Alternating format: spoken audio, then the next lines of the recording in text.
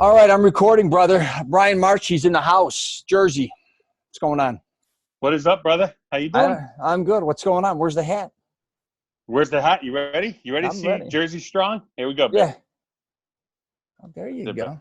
You weren't ready for this. Whoa! Take that, you son of a bitch. Wait, is that one of those?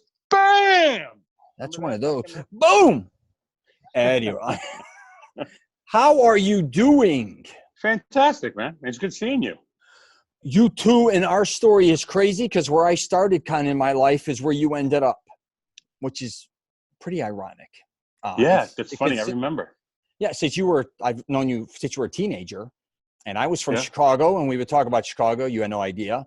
And then you ended up even working or being a manager of one of the, I guess, one of the top Hilton hotels in the country in the Midwest, the Chicago Hilton.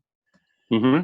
And when I was younger, I used to do summer job there where I used to remove, when they would do all the TVs, we've discussed this at one time when they were shooting The Fugitive. My buddy was putting all the new televisions in, taking all the old ones out. And he knew I lifted a lot of weights. He's like, Rich, can you come in and remove and, go back and forth for the whole summer. So me and a bunch of buddies spent the whole summer at the Hilton, literally living there inside the hotel, staying downtown. It was one of the best experiences of my life.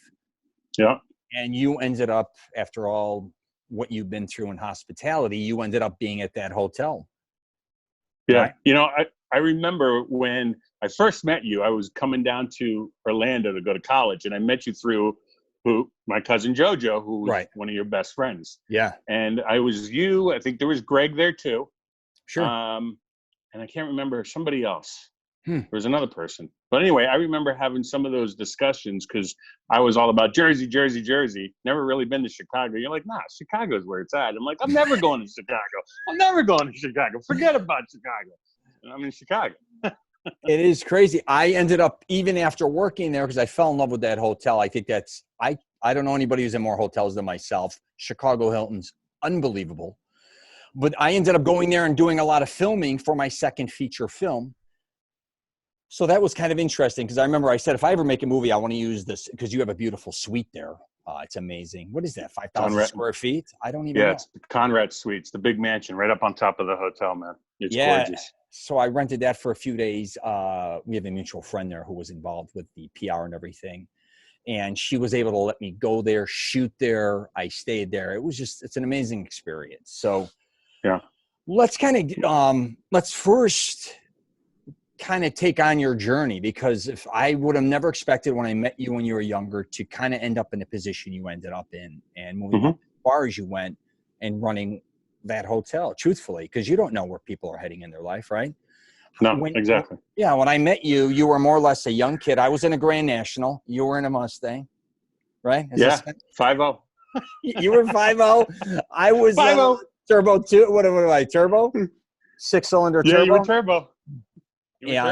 You were anti-Grand National, and I was anti-Mistake. Or wait, yeah, we used to call them the Mistake. My father. Did you ever hear that before? I have. That's funny.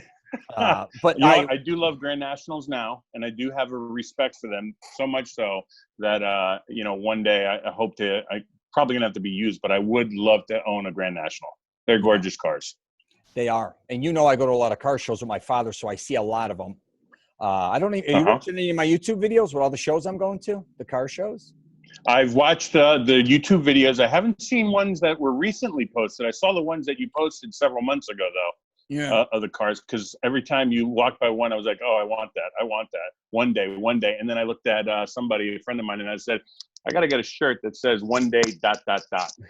One day I'm going to own some of these, but don't know when. Nice. So when I met you, you were going to college. You weren't even talking hospitality necessarily, but I knew you were obsessed with Disney World and Mickey Mouse. And still am. You even got married there? Correct? Yeah. No. Honeymoon? Married in Jersey. But honeymoon? Honeymoon there, yeah. Would you stay at Grand Floridian? What'd you do? Well, we did actually stayed at one of the Hilton properties. Gosh, I think it was Lake Buena Vista at the time. That was one of the properties I grew up going through the train of Hilton. That was one of the properties I was at. So I stayed there for a little bit when we were there. Nice. And I've been coming to Orlando since I was 5. So I was here before even Epcot. I was here before it was just SeaWorld, literally, in Disney World. That was the original Yeah. thing. And then you had Busch Gardens. You're a lot younger. Tampa, Busch Gardens. Yeah, that was the place too back in the early 70s. I remember that place. And Cypress Gardens, which was kind of I more, did Cypress too. yeah, it's all school. And then they had another park, Circus World. Was that Circus World? Yeah, I've been there too. Am I showing my age right now? Oh gosh. So we used to do all these parks back in the 70s, and then Wet n Wild was huge. But wait. Can we also say, what about the Stars Hall of Fame that used to be open right on I-4, right before SeaWorld? It's crazy, right? Yeah, that's old school. And then what was it? The Mystery Funhouse, right across where Universal used to be, where that Holiday Inn is right there? Right behind it, right off Kirkman. It's right behind. See? Yeah. Yeah. Now it's Hilton Twin Towers, correct? Is that what? Yeah, it's a DoubleTree. Radisson Double. Oh, no, it used to be a Radisson. Now it's a DoubleTree Twin Towers. Yeah. Correct. Yeah, right next to it. Yeah. That's gone. There's a lot of things that changed in Orlando over the years. It's unbelievable. But when you left Jersey, your parents had a condominium in Florida near my close friend Joe's house. So you decided to move here. But if I'm not mistaken, you were I don't think you knew exactly what you really wanted to do. Am I wrong? No, yeah, you're right. I didn't know what I wanted to do. I wasn't sure. I was like, you know what, all right, I got to go to college for a little bit. I got to figure something out. And at the same time, while my parents had a house, I had, my uncle, my aunt down here, my cousins down here. I'm like, all right, Orlando seems like the place to go. And they got Disney. Yeah. So when you first went to, where'd you go? Did you go to Valencia? No, it was actually called Orlando College, private college off of I-4, 4-year college. Then it changed names like 2 or 3 times. Still there. It's by that Maserati Ferrari dealership, I think, in Orlando there. Right. Yeah. I think it's Everest now, something like that. I think you're right. Or something similar. It's right over there. When did you decide when you started college to go into hospitality because you're in Orlando, or were you thinking of something else? No, I didn't. I was thinking sales or something. I really didn't get into hospitality until I saw a movie, and the movie really turned me on to hospitality. What was the movie? And that's it. For Love or Money with Michael J. Fox. He's a Manhattan concierge. Gotcha. And when I saw that, I was like, oh, I want to be that. I want to be that guy. That's interesting. So then you went on the path then, because a lot of people come to Orlando to work for Rosen, go to Valencia, UCF, because obviously it's one of the most popular places in the world to visit, and most of the town revolves around hospitality. But you kind of on the flip side didn't do that. So you left college. How did you end up getting into hospitality then? So I went back to Jersey after that, after 2 years, did a couple odd and end jobs. And at that point, it was, I guess, 1993, maybe. I think that's when the movie came out, For Love or Money. Yeah. And then when I saw it, that was it. I started getting my resume ready. I'm like, you know what? I stay at hotels all the time. I traveled as a kid growing up with my parents, my brother, my sister. Sure. I traveled with throughout the States, even with my uncle, my aunt. And I was like, you know what? I love hotels. I love the way, they treat people. I love treating people good. I think it's a great feeling when you can help people out no matter what. Absolutely. I never look for something back in return. It's just knowing that I helped somebody. And at that point, I was just, you know what? I want to be that. But at the same time, I want to be able to get this and get that. And when somebody needs this, I spare the moment. I want to be able to do it and, just take care of it. And that way they can just say, hey, thanks for helping me out. And that was it. All right. And you're such an interesting person because as much as you love Disney, a lot of guys that love Disney, as you know, their dream is to go run Disney, be the president of Disney one day, get involved with all that. You love Disney, but you never looked at it as a career. And on the flip side, you ended up almost becoming a part of the same industry to a certain degree, right? Hospitality. Yeah. And I didn't choose Disney because for me, it was all about the magic. And I felt if I worked for Disney, then I would know all the little things behind the scenes. I'm like, nah, I can't know that, man. I need to walk in down Main Street as a guest. Yeah, my daughters feel the same way. Yeah. Yeah, they lose the ambiance, right? Yeah, absolutely. Exactly. And have you off topic real quick? Have you been watching on Disney Plus? It's the what is the show? It's Mandalorian.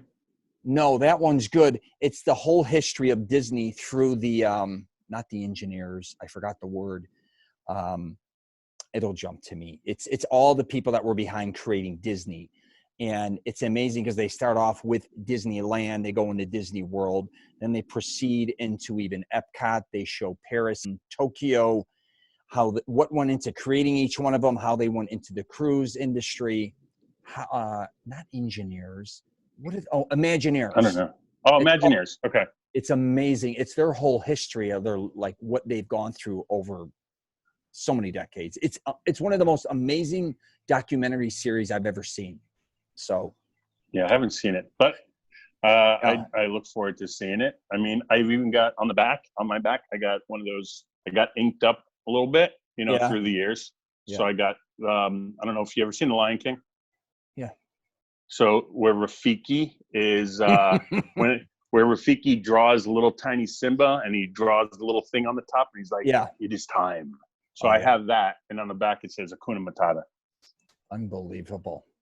So all about no worries. So you then, let's jump into, you decided to go hospitality. Would you go start with Hilton, and you've been with them ever since? It's a great story. So I went where I live in Jersey, right off exit 9 on the Jersey Turnpike. There is a Hilton. It's still there to this day. And at that time, it was a corporate property, and a Hilton East Brunswick, New Jersey. And I applied there. It's 405 rooms. And they're like, no, you don't have any experience, but thank you for the application. And that's what I actually found out by applying to all the positions in hotels. I wanted to go, somewhere in the front desk. I wanted to be I looked at the front desk because that's the main hub for a hotel. Sure. At least how I looked at it. And every hotel did the same thing until I got my one chance. And it was at a Ramada Inn in Jersey on exit 10. It's 186 rooms, and you always remember the one person who gives you a break. Yeah. So I always remembered this woman who gave me that break. And then during the interview, we're sitting there, and she says the same thing like they all say. I see you got a lot of will to want to do this, but you just don't have experience. And I told her, I said, can I mention her name on here? I can mention her name, right? If you want to, sure. Rebecca. Rebecca. Her name is Rebecca. And I was like, Rebecca. I was like, this is what I want to do. I said, everybody's told me, no experience. But look at yourself. Somebody gave you one shot. Give me one shot. Let me show you what I got. I'm like, come on. Just one shot, please. Right. And I was like that, which I never get like that in an interview ever. But I was at like, oh my gosh, after like 15 hotels of, well, you never worked in a hotel. We can't use you right now, but if something changes. And I'm like, oh gosh. So she did, and I gave her a year and a half of my time. And I told her after that, she hired me. She's like, I'm going to give you a shot. 2 weeks later, she called. And I was like, you won't regret this. You won't regret it. And she never regretted it. And after a year and a half being there, I told her, I said, okay, it's time. I said, that hotel right there on exit 9, I'm going back, and I'm going to apply to that Hilton. I said, and I want your blessing. A lot of times people nowadays, they don't tell their bosses anything. They just, do the thing. And I don't believe in that. I believe, make sure that, if you work well with your bosses, make sure that they know what you're thinking and where you're at. So they trust you. And so she said, absolutely, you go. I will be a reference for you. And then they hired me. And what position did she hire you at? So she hired me as a guest service agent, or the acronym in hotels is GSA. Okay. Nowadays, I think they call them guest service representative, changed over the years. And then I got promoted from there as a front office supervisor. Okay. And then when I applied to Hilton East Brunswick, the person was, hey, we only have a communications operator available. It pays you like $3.50 less, though. If you're willing to go for it, we'd love to have you on board. And I was like, done. I was living at the home at the time with my parents. And, I was living at home with a good Italian family. They take care of their son, Right. And so I was like, finished, done. I went for it, even though it was paying me less as an operator. Because for me, you got to start somewhere. And it was 405 rooms. And I'm like, oh, and that was it. Now, let me ask you this then. So you were at the Ramada. Was your dream to work at the Hilton just specifically because you saw it all the time, or because it was close, or would you went to the Marriott, or what? I'm just saying. So it was Hilton because there was a couple of functions that people who I'd known had there, weddings. and it was gorgeous. Okay. And at that time, that was the premier hotel in Central Jersey. There were some other hotel names in there. You know, there's Hyatts and Marriotts too and stuff, and they were gorgeous too. But this was the hotel. It was at that time the biggest in Central Jersey in that area, and so therefore I looked at it as, well, if you're going to go big, you know. So how long were you there? I was there for about 3.5 years. I grew through the front office in various departments before I then made the next jump with the company, which was down to Orlando after about 3.5 years there. Worked the overnight. So when somebody says, you know, man, it's tough working the overnight, I'm like, yeah, I know. I did it for over a year. Matter of fact, I'm a light sleeper. That in my room, I had hefty black bags over the windows for the morning and the afternoon so I could sleep. And it was like the bat cave. So you ended up, so you took the job in Orlando. Did you come to Orlando because it was more money or because you wanted to be near Disney World? Combination? What's the whole better job opportunity? You know what? Well, a great general manager, you know, you have mentors throughout the years, and I have several mentors of mine that really have helped me. So the general manager at the Hilton East Brunswick helped me a little bit with understanding what I need to do. And in order to grow in our industry, one of the things back then to do is you got to move around a little bit to get promoted. So, you know, at that point, it was only a couple places, you know, New York, which is right next door, love Manhattan. And then, of course, Orlando, because I got family in Orlando. Half the family was there. So at that point, it wasn't like, I want to go West Coast, let me go Midwest and all these things. So New York, it was hard to really break into New York because, you know, if you got some good qualified managers at your own hotel, or some, you know, supervisors, you're going to promote them. So in Hilton Lake Buena Vista, they was a supervisor position. So I actually took a step back in order to gain a convention hotel experience in order for me to be able to move forward. So I went from being an assistant manager at Hilton East Brunswick to Orlando as a supervisor. And again, had some great mentors there while I was there for a year before I got promoted on from there. Gotcha. So then from Orlando, where'd you go from there then? Is that when you went to Chicago or no? Or back to Jersey? So then I get promoted onto the Hilton Charlotte. At that point, we owned that hotel. We just had purchased it and took that hotel over. And there's a position as a front office manager. So I applied. And it was funny because back in that time, sometimes you apply when you're told. And so I had one of the senior vice presidents at that point was based out of that hotel. Really great guy. He's been retired ever since, and looked at me and goes, "Brian, you are going to Charlotte as the front office manager. Do you object?" I'm like, "Absolutely not. That's a great promotion for me. I'll take it. Thank you very much." So what happened? Go ahead. So then from there, I got there, and then after working there for a little bit, got promoted again at that same hotel. I was there altogether as about 2.5 years in Charlotte, and then got promoted to the next property after being there 2.5 years. Where'd you go from there? Because I mean, this is almost like military, where you know you get sent from base to base. This isn't easy on a family either, especially when you're trying to raise kids. But you know, is this what a lot of you guys go through to keep moving up in the ranks in hotels a lot of times? Yeah. So a lot of times back then you did. Now you still need to in a certain way now, but it's not as much, you know, as things evolve in our industry. You can stay at a hotel, get promoted, or stay in a city and just be within the city and getting promoted at several properties. You know, back then there wasn't as many properties as you actually have now. For, you know, a lot of management properties. I mean, it's over double the amount. I mean, probably quadruple the amount compared to back then. Now there's every major city has one, even the towns. You know, I mean, you can be within 30, 40 miles of 5 different properties that are managed properties. Gotcha. So you can, and it does help, but you don't have to as much. Like back then, a general manager at a hotel, you probably had to move around a lot. But as things evolved, it's more family oriented hey, look, we don't want to just up and move your family all the time. So you know what? You can stay at this property for a while and be here for 10 years. You're no longer 3 to 5 anymore or anything like that. So it's changed and evolved for the better. It's almost like I did go to Newark Airport. Oh, you did? You went. I was going to say, it almost sounds like you guys are athletes to a certain degree, right? You're kind of being traded from, instead of from team to team, hotel to hotel. Not in a bad way. I'm not saying hotel that. Athletes. Of course. Yeah, right. You're kind of moving up in the ranks. Yeah.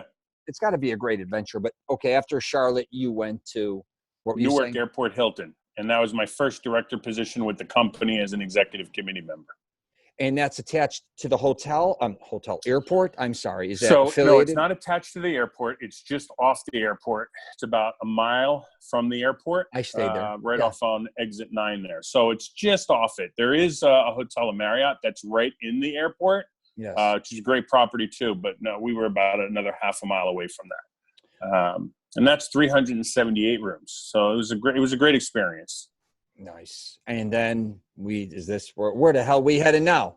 Okay. So at that point, after a year and a half, as a lot of headhunters do, they call you up and they're constantly calling you up. And, I'm young and I was listening to one of the headhunters. And so they kind of lured me away. I threw a bunch of dollar figures at you. And, at the same time, it's my first time saying, after being with the company 10.5 years, sure. Yeah, maybe I should try something else different, learn another company. Right. So I did. So I worked at a couple of companies for the 2.5 years in that stint. Great companies. Two different hotels during that 2.5 years. Sure. But I never left Hilton with a bad situation. So I've always kept my friends with the company. Sure. And after 2.5 years away, it was nothing against those other, hotel companies. Sure. It just wasn't something for me. Right. You just want to go back home. After 2.5 years, I finally got a calling to apply and come back and for a position, but it was this is not even on the East Coast anymore. This is like wait, where are you going? And I got the position and I came back to Hilton and been with Hilton since 2000. And so I left Hilton around 2002, 2003, came back in about 2005. Wow. And when did you go so let's just jump to Chicago because there's so much shit going on with you. When did you, real quick, tell me how you got that. I went to Omaha because a lot of people go, Jersey boys in Omaha. What the heck's going on in Omaha? So from Omaha, I went to Washington, D.C. at that Hilton. Yeah. And then from Washington, D.C. at the famous Washington Hilton. That's where everybody knows the President Reagan was shot at. I was there. And then after that, got promoted into Hilton Chicago. And then I came to Chicago out here in 2012 and I've been here since. Wow. And you're the number 2 guy there. I mean, that's a big. So, yeah, I'm the hotel manager there. My general manager, amazing guy. He's one of my mentors, and I'm proud to work with him. So, how many rooms is in that Chicago Hilton? 1,544. A lot of movies. About 235,000 square footage of meeting room space. Right. Matter of fact, a quick thing when you mentioned about the Conrad Suite before. Yeah. So for anybody who's never, or anybody who's seen Home Alone 2, part 2, where he's in New York at the Plaza, it's actually not the Plaza. That's the Conrad Suite in the Hilton Chicago when they filmed it. That's the same room I used for my film, right? Yes. They ripped me off. I'm just kidding. His was before mine, I think. So anyways, yeah, that's awesome. When I was there, they were shooting The Fugitive. Even when we were working, they were doing the helicopter scenes. We came in the week they were wrapping up, though. So it was a transitional thing. And I think they ended up staying a week longer or 2, which kind of became a little confusing because we're both using your freight elevators at that point in time, the production crew. But they were spending so much money to film industry. But is the Hilton Chicago the biggest Hilton in the Midwest?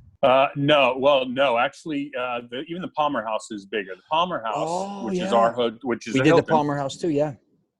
It's about 6 blocks away. It's a gorgeous hotel. It is. The Palmer House, I think, is 1,649 rooms and about 110,000 square footage of meeting room space. So when it comes to guest rooms, they are more than we are. But when it comes to meeting room space, we got a lot more than they do. So you got a great location being across from Soldier Field. Let's call it for what it is. Oh, yeah, Grant Park, where they had the famous presidential thing there with Obama and stuff back then.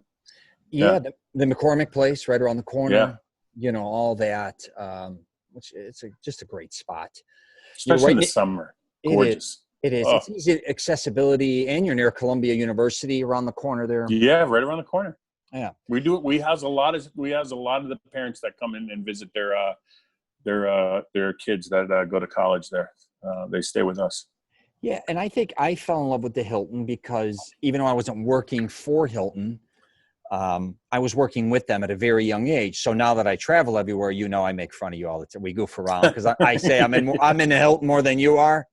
Because and I get my status. What am I, gold status in like a month? Because I do or a month and a half. Well, you were a diamond. Diamond. I'm sorry, I make diamond like in a month and a half. Month and a half.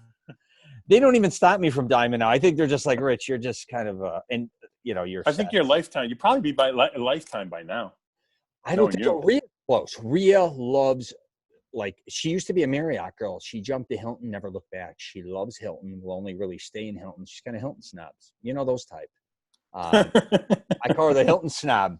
Because even sometimes you'll be in a pinch. I'm like, we can't do that. Okay, we're in Hawaii. We can't always make it, if they're booked or this or that. Just No. You don't realize we're going to make it work. I'll find one. I'm like, yeah, because you're not driving. I got to drive the half an hour to 5 an hour.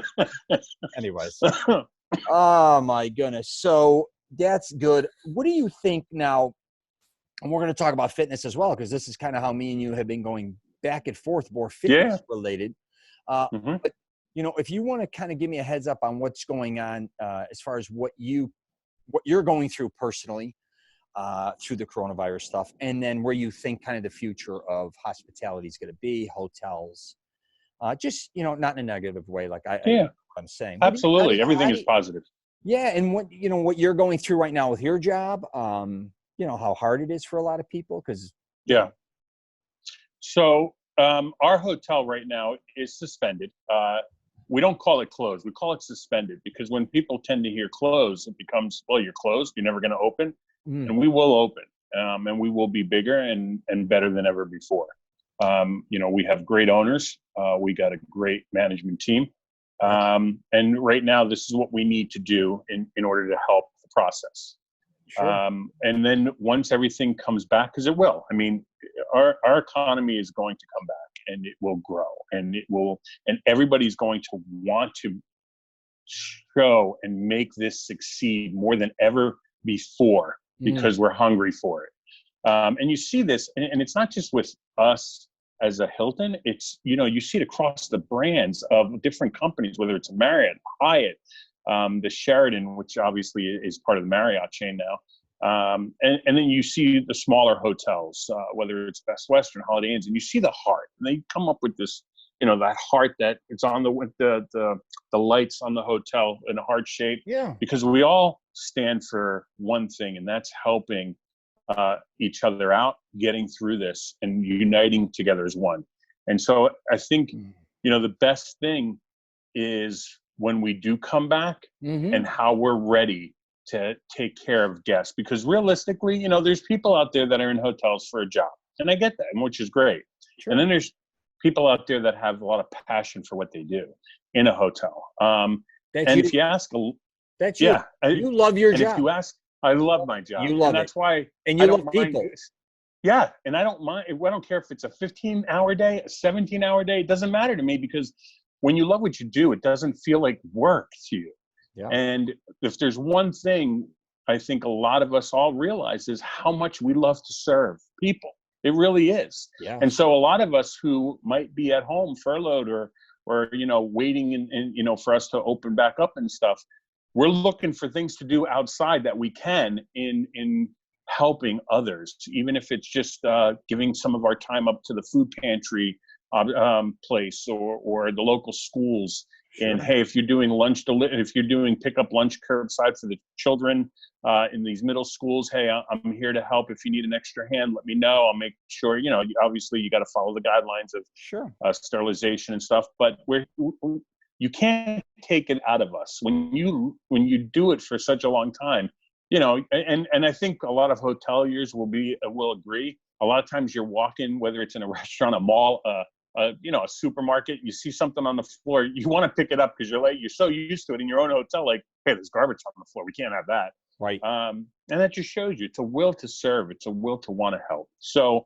that's what's happening right now. Our industry is crushed, but like a lot of industries, you can't take away some of the others. It's a domino effect, from obviously the restaurants, the airlines. I mean, even to restaurant or the ones that supply restaurants, what restaurants wear, steam table, pots, pans. No restaurants are open, so they're not purchasing anything, and so the manufacturers aren't manufacturing anything. Distributors aren't selling. I mean, it's a downward effect. Even when you're buying suits, if you're not working, you can't buy suits. So uniforms for you guys, everything. Right. It's just. So again, when it comes back, it's going to come back bigger and better before. There is a hope, and that's why you hear the hoteliers always talking about hope, because there is a hope. And I know there's some out there that sometimes say hope isn't a strategy, but it is. You believe in God, and you believe in family, you believe in faith, and you hope. It comes back. And if you're all together in it, and I think we all are, you're going to see it come back like bigger and better than before. Yeah, I mean, you are such a... You're like a preacher. You're always so positive, man. Jersey's strong. There it is. I've spent so much time in Jersey. I think I've spent about a year of my life in Jersey and New York at this point, just them two. And I always think about you when I'm in Jersey, and I put up YouTube videos, and you see them sometimes with the gyms, restaurants. What do you think, as far as, because a lot of people, airlines included, going off and on a plane now, sterilizing that plane in a short amount of time that they have. Same with the hotel industry. Do you think they're going to change, or people are going to be nervous to start going in hotels because of the virus? Are they going to be able to, what do you think the future for hotels is regarding keeping up with that aspect of it, I guess you could say? Because there are going to be people nervous to go inside of a hotel now, who was there before. I think before we were kind of more nonchalant. We knew that everything was clean, but what do you think? You going to maybe change certain things, or? Yeah, I think that there is going to be a nervous feeling for a lot of people. And I'm only using restaurants as an example, because, and the reason why I'm using that as an example, I'll bring it right back into hotels in a moment, is when you go to a restaurant, the thought process is the sterilization in the back, hands are cleaned. Nobody's, spitting in the food or anything like that. Nobody's doing anything. I mean, you trust the restaurant. Yes. And so there's going to be some situations out there where people aren't going to trust something until they see it, until we can show that, there are things being done behind the scenes, because as hotels come back online, or as hotels are still open, there's new checklists that have to be done. There's going to be a new portfolio and platform of how we sterilize the room, how we sterilize counters. You might see from now on, moving forward, just like when you go to a grocery store, you might see these when you see these shields now, you might see that in certain hotels in front of the front desk, because of just a lot of people, breathing on one another. Breathing on one another. And it's a known fact, when you're close, you project some saliva that you don't see necessarily. Sure. So yes, there's going to be some changes. What they are, I don't know yet. I do know that they'll be coming. I do know that a lot of corporations are looking at it and seeing what do we have to do to ensure that not just the American people, but people abroad feel comfortable and confident that when they come, the name stands behind it. And to give you an example, let's just say Hilton for a moment. For people who might never have stayed at a hotel, they know the name Hilton. It stands for something. It symbolizes something. Sure. That Conrad built into all of us and spreading the light and the warmth. So for that, there's more to come. And I think as hotels do open up, you're going to see soft openings. They may not be taking, 1,000 rooms, you may not open up to 1,000 rooms. Sure. You may open up to 400 and see how it goes. And then from there, 800. No different than some of the movie theaters that may open up with, we're only opening up 5 out of the 20 theaters we have. And every 4 seats, it's going to be vacant. So that way, we practice, social distancing. Safeness. Yeah, social distancing. Yeah. Yeah, I wonder, I've been talking to a lot of guys about, it seems regarding fitness too, and flying as well. A lot of people I think are going to be nervous to fly. But when it comes back to the gym, so I was going to say regarding gyms, like some guys I talk to, they're dying to run back because they've been working out their entire life. They're gym rats. They don't know any better. And then I even know a lot of people that work out that do not want to go to a gym anymore, want to quit. So I kind of see what, with the hotels, I think, again, airlines, gyms, restaurants as well. Mm-hmm. It's a touchy situation because you're going in a bed, obviously, the same day after somebody else was there, most likely. So that's not an easy sell sometimes. That's going to, like you said, a soft opening would probably be the best way to go about it, I presume. And in the past, like every guest, every sheet gets taken off. Nowadays, it might not, with preserving water, when you're in a hotel for 3 days, it even says if you want to preserve water, place this card on your bed. Some guests may not do that. Some guests may want to know they got clean sheets every day, regardless of whether 3 nights, 4 nights, 5 nights. Sure. So we have to see, and we're going to look to, what they, I don't want to say dictates, the wrong word, but realistically, as hotels, we change based on the needs of guests, right? I mean, there was a whole big thing. Remember how one time back in the day, hotels made a lot of money on internet, but the guests were like, no, why are you charging internet? We can't charge for internet. So we said, okay, you know what? Join up Hilton Honors and we'll give you internet free, but join up our program because it's a great program. Sure. And so everybody who's a Hilton Honors member who joins up gets free internet, Right. So we're going to see the guests. It's adapting. Change. Right. Yeah. Right. It's really adaptability or whatever. Yeah.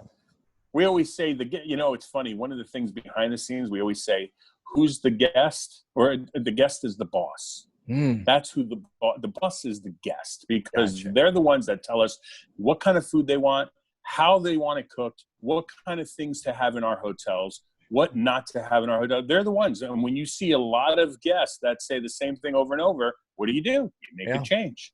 So they're in essence the boss. They tell us what they want. That's awesome. But, hey, can we say something about the workout real quick? No, we're going to get into that right now. I was going to say. Oh, okay. We're going to get into that. Yeah, because I know that was the main. It's funny because me and you first we're going to do a podcast on fitness because you're doing a lot of different things fitness related, and thank you for being such a huge fan of my YouTube fitness, my podcast. You're awesome with that. Oh yeah. I look forward to that. It helps me because when you don't have a personal trainer, and I know that you're not charging me to be a personal trainer of mine, of course. Because it pays to know you over 30 years through my cousin. It helps me. And I had to make a change several years ago, and I did. And I'm not there yet, but this is a little tough for me. So I had somebody bring home some dumbbells for me, and I got some weights, and I've been using YouTube. I use some of your things, and then I use some of those, 10-minute cardio weights and stuff. Sure. I just started this week. This is my 3rd workout, and it is kicking my ass. I wake up, my thighs, my ass is hurting me, my calves are hurting me, everything's hurting me. I'm like, but I worked out in the gym. But I guess you don't realize when you're on a treadmill, you're on an elliptical, you're working out only so many muscles. Correct. And so this other workout, I'm like, oh my gosh, I'm stiff. Yeah.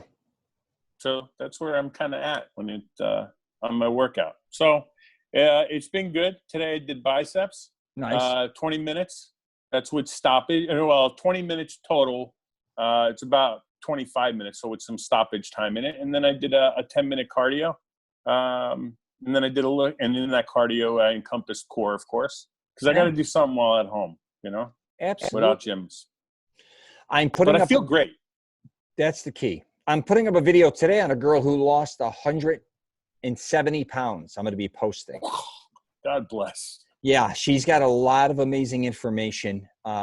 You may want to connect with her. She's great. Her thing, and what's interesting about her is she was 300 pounds, got down to 130. And what I was right about to, let me see if it posted. Amber Lungi. It was in the middle of posting it before our thing. Let's see. I just haven't shared it. Yeah, it's finished processing. Okay. Anyways, she originally was not a gym rat type of girl or went that route. She went with training at home. She was intimidated, sounds like, by going to a gym, didn't like the environment. She did everything at home, prepping meals, working out at home, and now she's expanding and teaching that online, which worked out perfectly for her during this crisis because she shows you don't have to go to a gym necessarily to get in shape, which I always say that as well. There's a lot of other things you can do. I'm also going to be doing Mike Mango, who's a friend of mine in Chicago. He lost, I think he went from almost 300 to 185. I'll be posting his video as well. And you may want to listen to him. He's got some really good information. Nice. Well, so yeah, anyways. I love listening. I love looking and you know, I think the biggest thing I can tell somebody, because I think sometimes it can be overwhelming when you see all these different videos and all these different people and stuff are telling you all these different things, and some are a little different than this. What helped me is I have a black book that I write down everything. And yeah, I did a video on that. Yeah.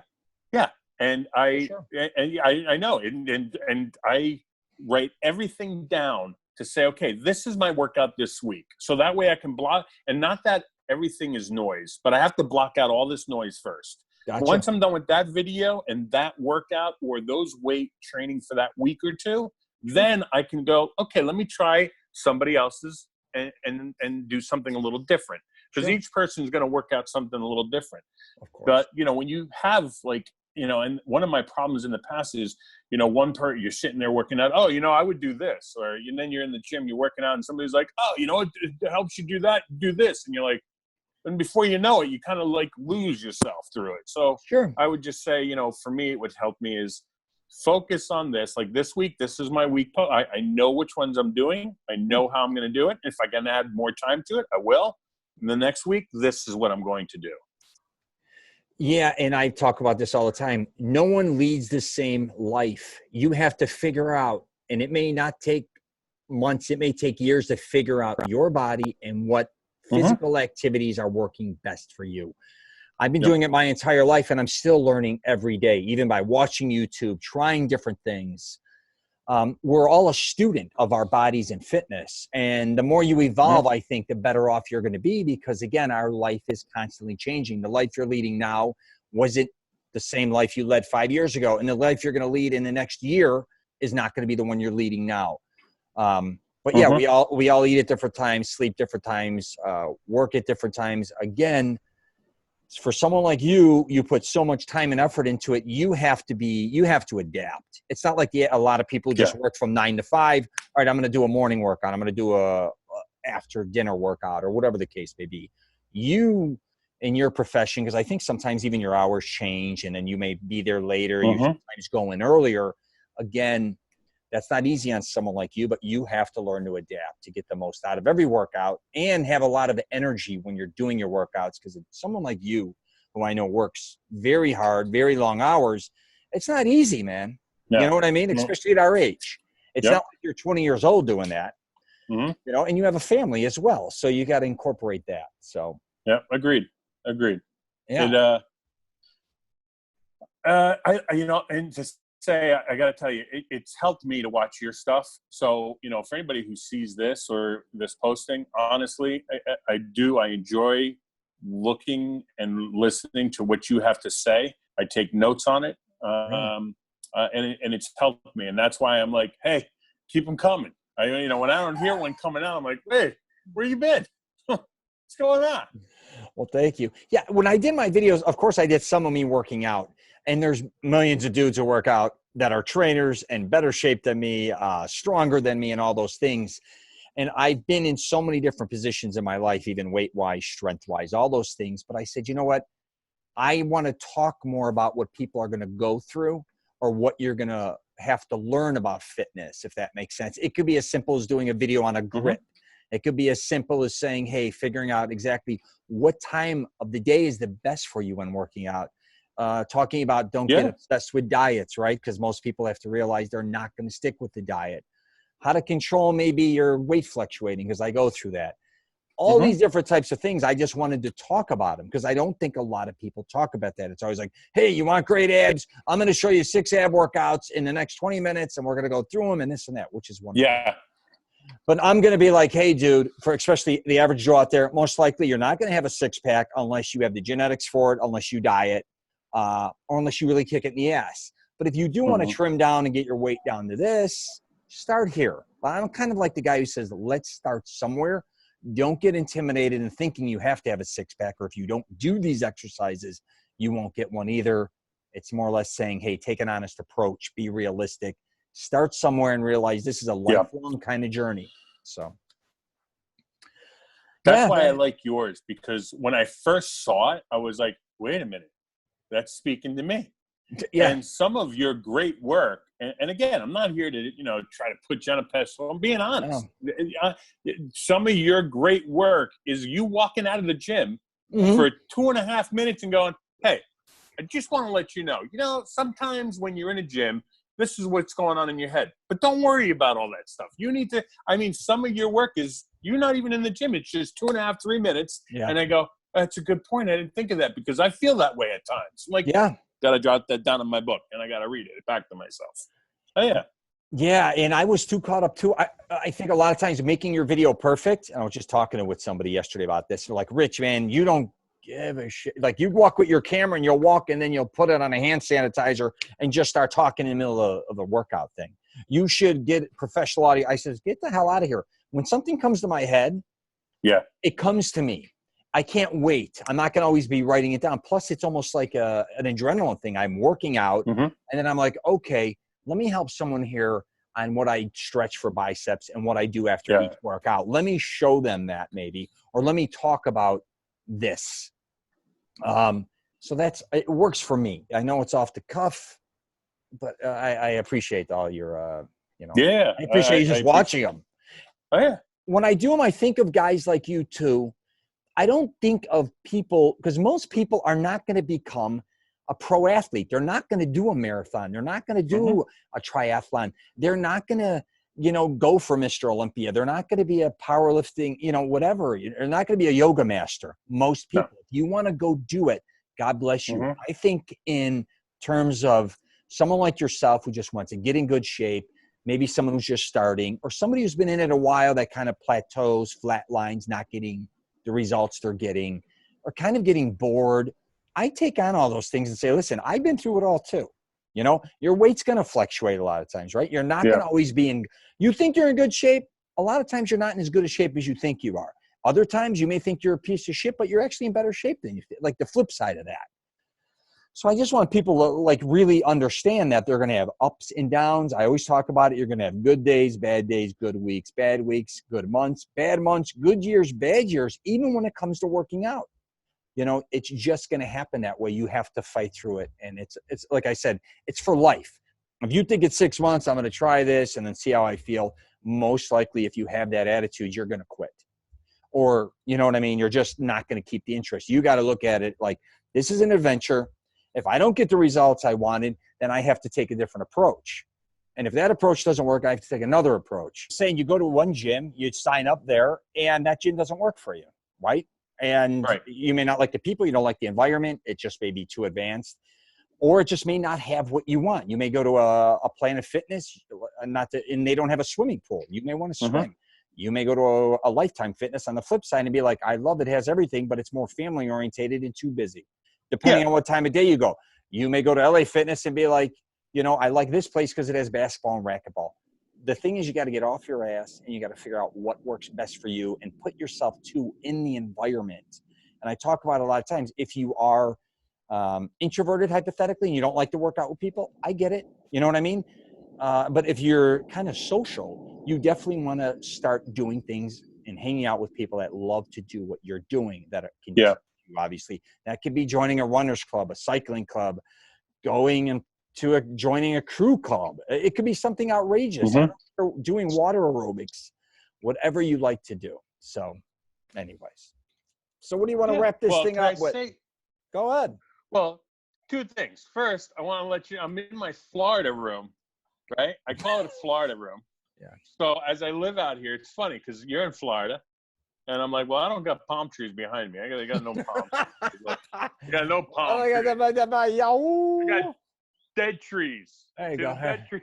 There you go. See, that's nice. There's the link. That's beautiful. Rub it in.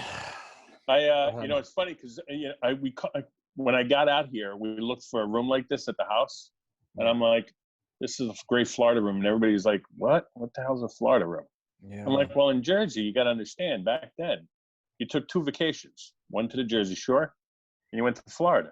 And that's it. And when people from Jersey went to Florida and they seen these screen, whatever you call them back, they were like, wow, that's a great looking Florida room. Yep. And so therefore, people don't know what, they're like, a Florida room. You got a Florida room? What's that? It's a room like they have in Florida in the back part of it. Oh, like a screened in back porch? I'm like, yeah, whatever. That one. So when I was younger, I'd go to Fort Lauderdale with my family in Boca, Pompano. They all had condos. My aunts and uncles, the wealthy ones. And they would call the screened in areas of even the condos Florida rooms. Like, they were patios but even when they were, higher up, I used to get off the ocean and they would open the door or open, some have windows you open.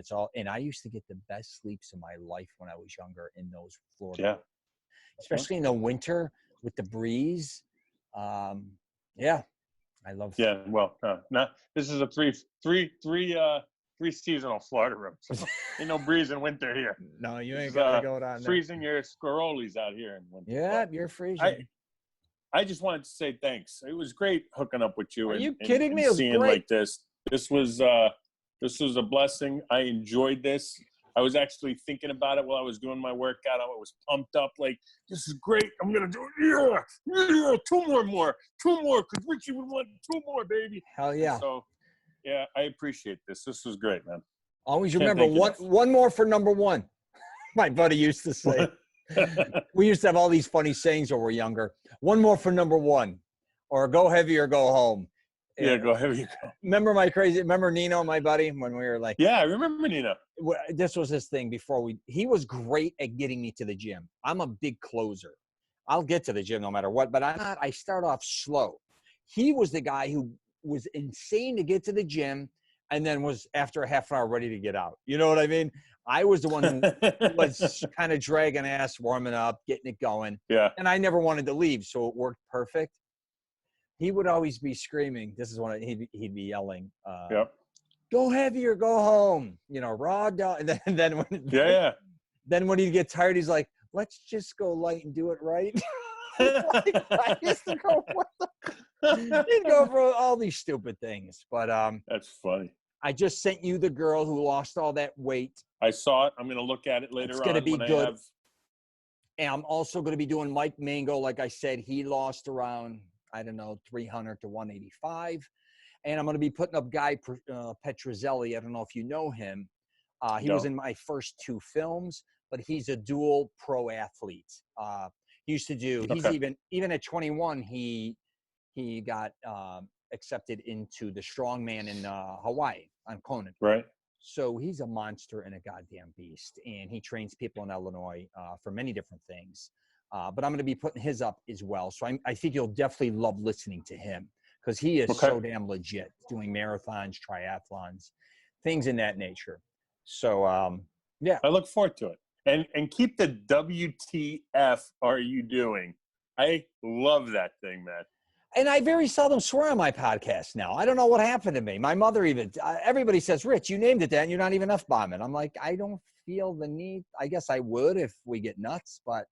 Yeah, you don't need to. Oh, I think it's perfect. And I love it. You got the Italian thing going, yeah. I don't. My buddy Greg and all them, they'll call me. They're like, man, what's going on with you? Why aren't you F-bombing? Why don't you I'm like, dude, I'll do it. If you get in a conversation, you want to get nuts, but I'm talking with people that aren't. What am I going to start F-bombing them? It doesn't make sense. That's funny. Sometimes I'll F. My mom's like, don't you dare F-bomb. I said, Ma, the show's named after an F-bomb. We're saying F-bomb. We're not even saying fuck. So anyways. Yeah, this was awesome. Well, and when I saw you at my birthday party, thank you for coming to that party. That was awesome. Listen, I appreciated the invite.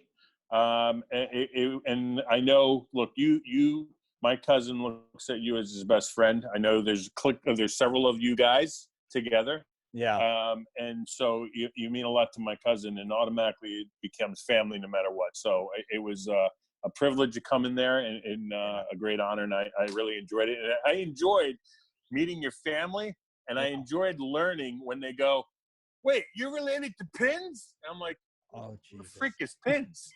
And there's Joe, that's me. I'm Pins. Hey, come over here. Look at me. How many nicknames does he got? Joe Spaghetti, Joe Pins, Joe Shroom, Sheepheads Bay Joe. What else do we got him? Joey Pinscampi. There are so many nicknames he's got. Oh, Jesus. I'm Joe Spaghetti, Pischetti. Pischetti, there's another one.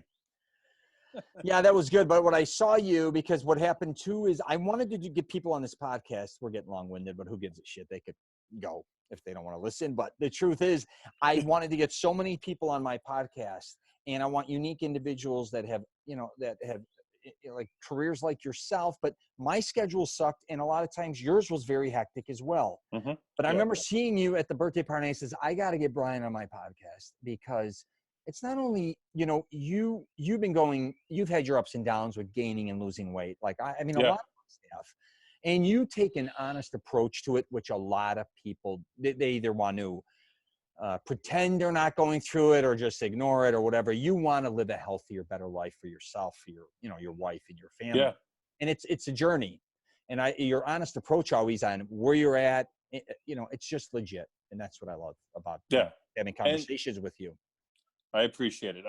And so in case people are actually hung out and here this long to listen, in case they're like, well, how much weight did he lose? So I went from about 316 pounds to 252. I'm in a size 2X. There's a couple things I can probably wear 1X, but I was in a 5X then. So if you can imagine, and my jeans are at least at a 42 waist. Yeah. Some in 44 because some jeans fit a little different, but I was at a 54, 56. I mean, I was in like that big and tall stuff. And then one day I looked at myself. I said, oh my gosh, right now I hate life. I do. I hated life. Yeah. And so I had to make a change. And again, I don't stop. I try and look at new ways, because you do plateau. Yeah. You do hit a bump, and you kind of go. And my new way was watching your stuff and going, I like this. Richie speaks to me. My gosh, I didn't even know he does these things. And that's where it's like I'm trying all these different things out. But again, not like one day here, one day here.